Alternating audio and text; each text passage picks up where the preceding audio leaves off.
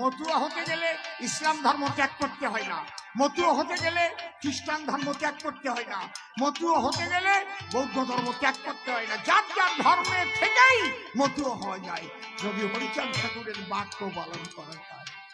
ওই নিজ নারী ব্রহ্মচারী সচ্চরিত্র রবে, হাতে কাম মুখে নাম সত্য কথা কবে, পরশক্তি পরপতি কবনা স্পর্শিবে, তুমি না ডাকিলে হরি তোমারে ডাকিবে, সত্যবাদী জিতেন্দ্র হইবে তোজে, না থাকুক তার ক্রিয়াকর্ম হরি